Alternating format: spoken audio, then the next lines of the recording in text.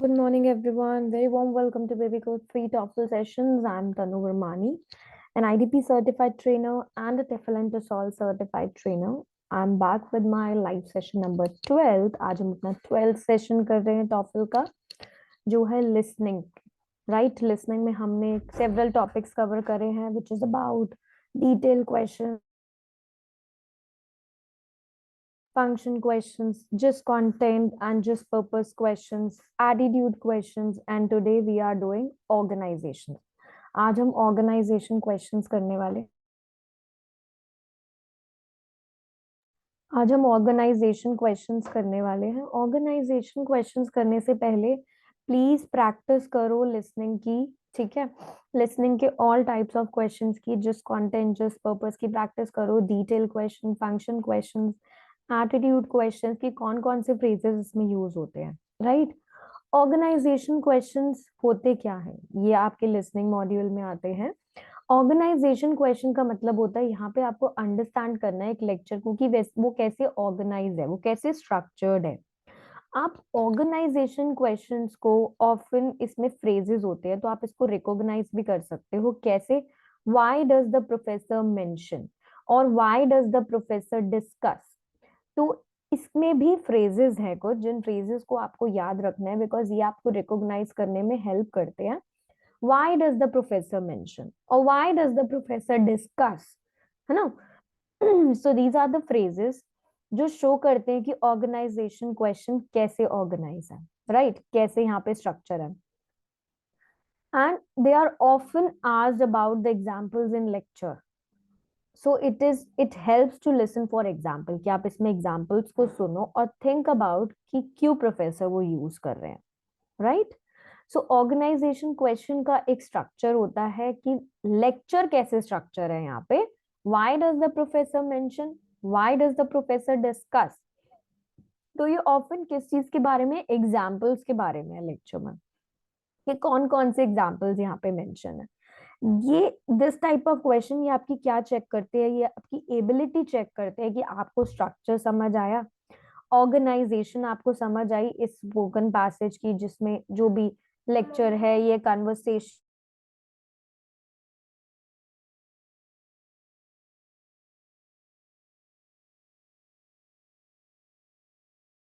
सो यहाँ पे आपके स्ट्रक्चर को अंडरस्टैंड करना है, आपको ऑर्गेनाइजेशन को समझना है उस लेक्चर, उस कन्वर्सेशन की.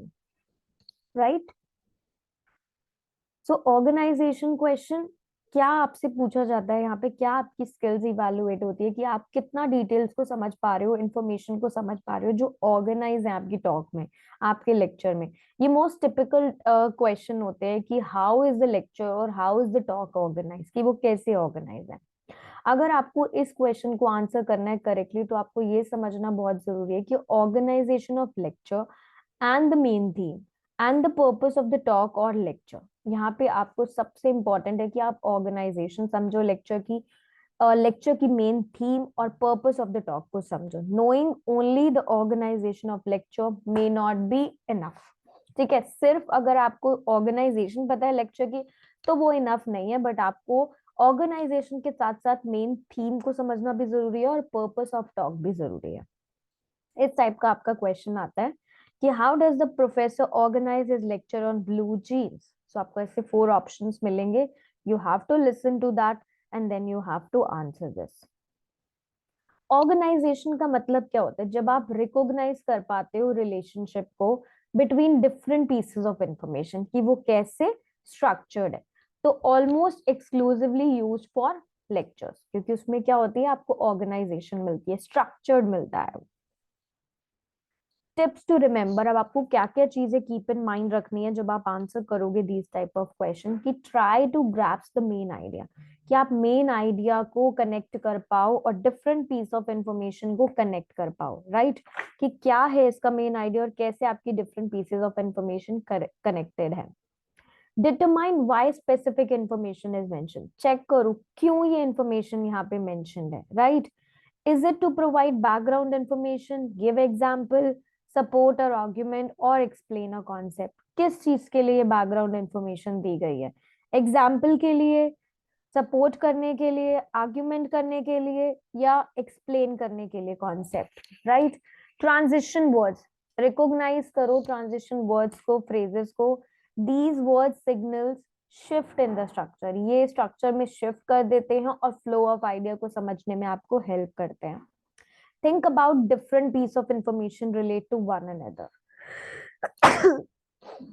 सोचो कि कैसे ये पीस ऑफ इंफॉर्मेशन जो है दूसरे से रिलेट कर रही है, क्या ये सपोर्ट कर रही है कॉमन थीम को, कॉन्ट्रास्ट कर रही है, या प्रेजेंट कर रही है कॉज एंड इफेक्ट रिलेशनशिप को। Pay attention to the context provided by the question, क्या कॉन्टेक्स्ट है इस सेशन का, इस क्वेश्चन का, आपको उस पे फोकस करना है। Specific focus of the organization help करता है आपको आइडेंटिफाई करने में कि आपकी इंफॉर्मेशन कैसे स्ट्रक्चर्ड है, right. So all these points you have to keep in mind. One more thing is कि organisation questions are ask text taker कि आपको एक्सप्लेन करें, आपको यहाँ पे क्या एक्सप्लेन करना है कि इंफॉर्मेशन कैसे प्रेजेंट है। इसमें यूजुअली 1 और 2 ही आते हैं। They ask about the overall organization, right, the relationship between two parts of the lecture, why this particular thing is mention, ये क्यों मेंशन है। सो फर्स्ट 2 काइंड्स तो हम कन्वर्सेशन में देख सकते हैं। थर्ड इज प्रिटी कॉमन कि एंटायर लेक्चर ऑर्गेनाइज हो जाता है क्रोनोलॉजिकल ऑर्डर में, उसकी लेवल ऑफ कॉम्प्लेक्सिटी होती है, कंपैरिजन होता है, जनरल टू स्पेसिफिक होते हैं, right. Second type will specifically about 2 smaller parts of lecture कि वो कैसे रिलेट है। और थर्ड में पर्टिकुलर वर्ड और फ्रेजेस होते हैं पैसेज के। So you can see here कि आप कैसे इसको रिकॉग्नाइज कर सकते हो बाय दीज phrases कि how does the professor discuss this, how does the professor explain x and y. So answer choices for the third type of question start, मतलब they often start with infinites, right. So you can see the example also. I'm going to play this for you, you have to answer. तो अब हम क्या करेंगे, I'll play the recording, you have to listen and then you have to answer this. Why does the professor mention glucose levels in the body? Directions. Now listen to part of a talk in a biology class. The goal of homeostasis is the maintenance of equilibrium around a specific value of some aspect of the body or its cells called a set point. While there are normal fluctuations from the set point, the body's systems will usually attempt to go back to this point. A change in the internal or external environment is called a stimulus and is detected by a receptor. The response of the system is to adjust the activities of the system so the value moves back toward the set point. For instance, if the body becomes too warm, adjustments are made to cool the animal. If glucose levels in the blood rise after a meal, adjustments are made to lower them and to get the nutrient into tissues that need it. Now, when a change occurs in an animal's environment, an adjustment must be made so that the internal environment of the body and cells remains stable. The receptor that senses the change in the environment is part of a feedback mechanism. The stimulus, temperature, glucose, or calcium levels, is detected by the receptor. The receptor sends information to a control center, often the brain, which relays appropriate signals to an organ that is able to cause an appropriate change, either up or down, depending on the information the sensor was sending. So now you have listened to the audio, you have to answer this question that